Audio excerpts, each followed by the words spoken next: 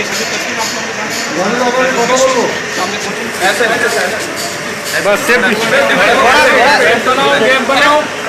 Cab बनाओ थोड़ा। अरे रुक जाए ना ये बाबा, अरे एक सेकंड थोड़ा पीछे हो जाए आप लोग, थोड़ा पीछे चलो इस तरह से आप पीछे करो इसको। अरे थोड़ा कैब बनाओ राजू जी पीछे हो जाओ ना थोड़ा साइड में आके सब दिख जाएगा ना पब्लिक को। अरे चलो बबू रे पीछे में चल, बाबू पीछे में चल।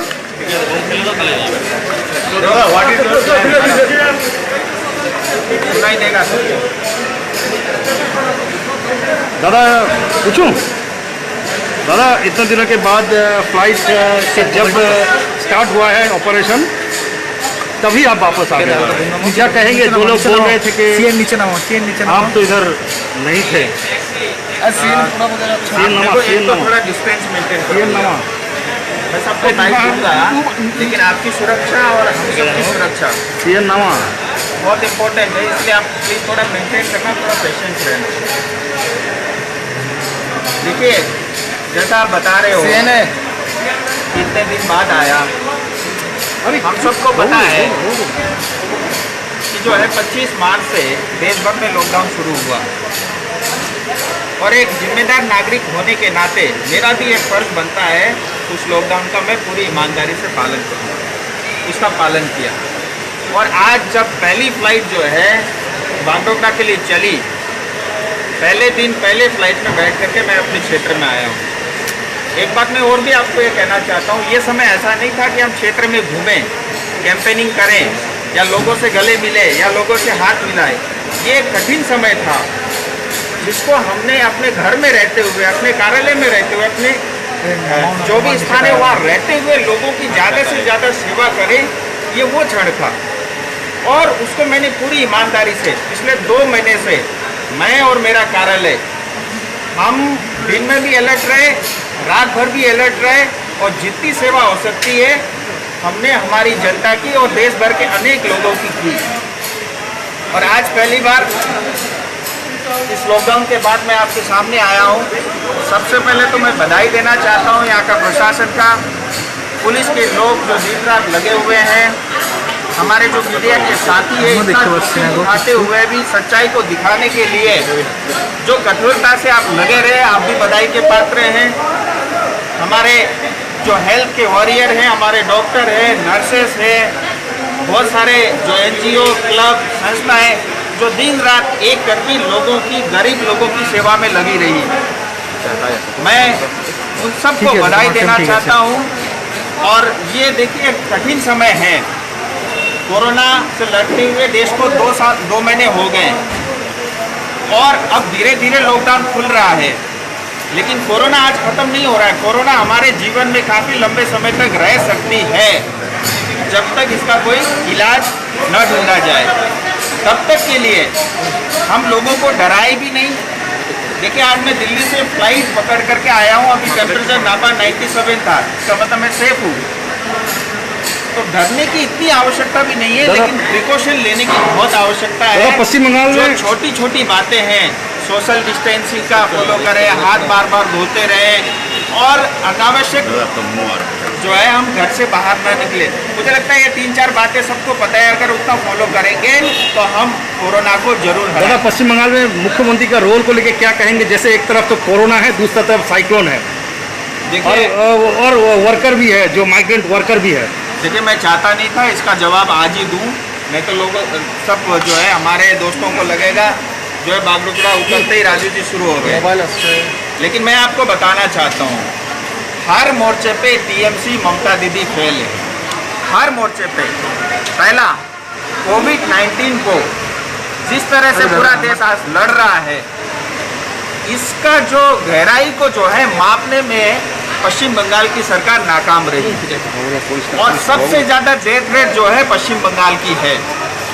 और पश्चिम बंगाल डे 1 से जो है ऐसा लग रहा था जैसे यहाँ पे त्यौहार मनाया जा रहा हो, कोई सोशल डिस्टेंसिंग नहीं, कोई लॉकडाउन का पालन नहीं, लोग खुलेआम जो है बाजारों में घूम रहे थे।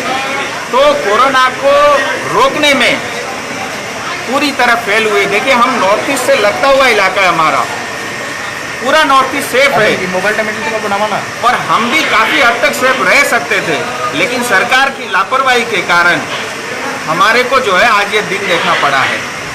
दूसरी बात, जो माइग्रेंट हमारे लेबर श्रमिक हमारे विद्यार्थी जो इलाज कराने के लिए लोग बाहर गए, उनको लाने में किसी भी तरह का कोई प्रावधान जो है बंगाल की सरकार ने नहीं किया।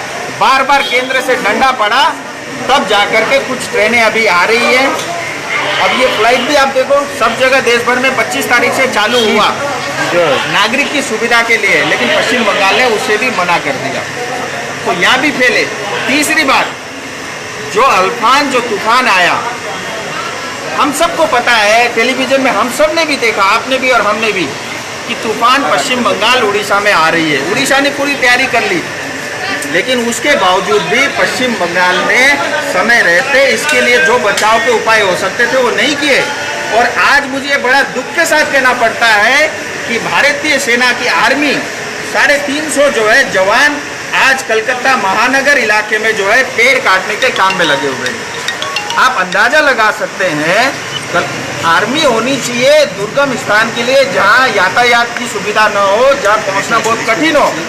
लेकिन अगर पश्चिम बंगाल का कलकत्ता और कलकत्ता जैसे महानगर में अगर आर्मी को डिप्लॉय करना पड़े, तो इससे आप अंदाजा लगा सकते हैं कि यहाँ की सरकार जो है किस तरह से जो है चरमराई हुई है।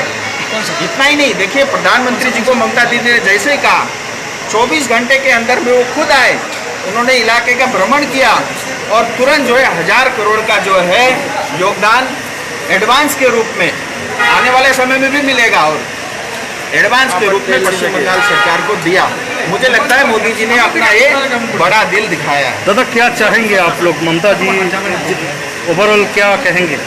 देखिए, एक बात तो ये स्पष्ट हो गई, कल ममता दीदी ने, हम सब ने ट्वीट देखा, प्राइम मिनिस्टर को उन्होंने ट्वीट किया, होम मिनिस्टर को उन्होंने ट्वीट किया, उन्होंने साफ साफ शब्दों में ये कह दिया है कि पश्चिम बंगाल हमसे जो है नहीं संभल रहा है, आप आइए, आप इंटरफेयर करिए और संभालिए। तो ये बात स्पष्ट है कि ममता दीदी ये समझ गई है कि न कोविड को रोकने में कामयाब रही, न इस तूफान को रोकने में कामयाब हुई, इस वजह से उन्होंने अपने हाथ खड़े कर दिए। लेकिन ये सरकार जनता द्वारा चुनी हुई सरकार है और भारतीय जनता पार्टी हमारी पार्टी संविधान को मानती है, इसलिए हम कोई ऐसा काम नहीं करेंगे। इस सरकार को हमारी तरफ से पूरी 5 साल की छूट रहेगी, वो अपने सरकार संभाले। लेकिन इतना तय है कि 2021 में टीएमसी का जाना पूरी तरह तय है। दादा बीजेपी के 2 एमपीओ को घर में रखा गया है, बाहर नहीं जाने दिया जा रहा है, तो आप आए, आपको क्या स्टेट गवर्नमेंट की तरफ से कुछ कहा गया? देखिए, मैं आपको एक बात तो ये बता दूं, जो भी यहाँ का हेल्थ का प्रोटोकॉल होगा उसको मैं फॉलो करूँगा। 14 डेज होम क्वारंटाइन, 14 डेज अगर सबके लिए जरूरी होगा और मेरे लिए भी होना चाहिए, मैं करूँगा।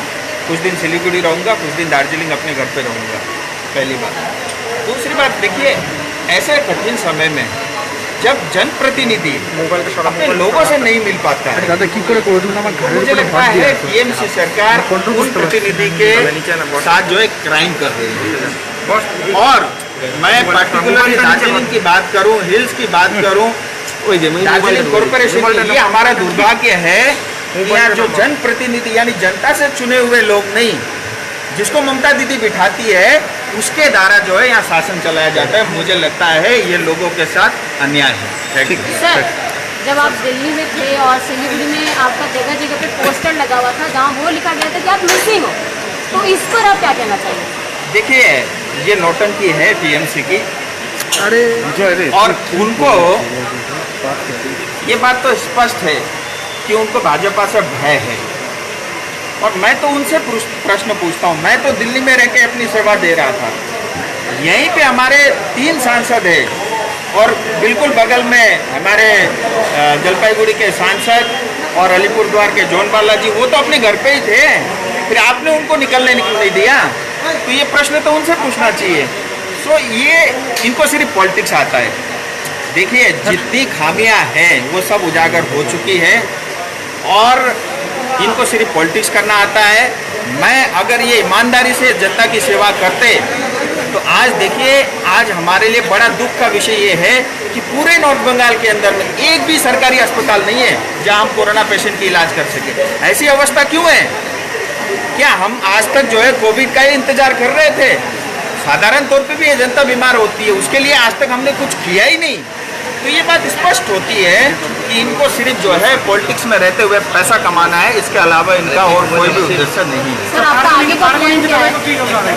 देखिए, मैं वही बोला कि अभी जैसा भी हेल्थ का प्रोटोकॉल होगा वो मेरे पे भी लागू होगा, और मैं अपने डीएम से भी बात करूंगा, दार्जिलिंग के डीएम से। तो मैं कोशिश करूंगा कुछ दिन तक क्वारंटाइन सिलीगुड़ी में रहूँ, कुछ दिन जो है दार्जिलिंग सर में। अपना जनता के लिए क्या करें? चलो हो गया। देखिए, आप योजनाओं के बारे में बात करेंगे।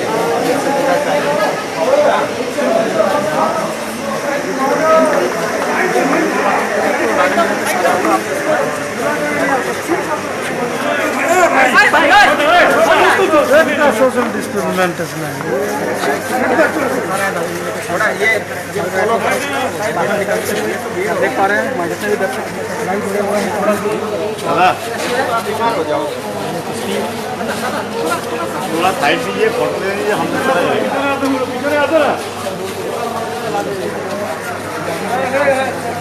खुद यहाँ उपस्थित होकर हैं मोदी चौथे साल के लॉकडाउन वैसे ही आज बड़े विमान है शुरुआत हुई सभी जनता के साथ सभी लोग आए, हम लोग कोशिश करें। चलिए भैया, आप लोग भी बहुत मेहनत की।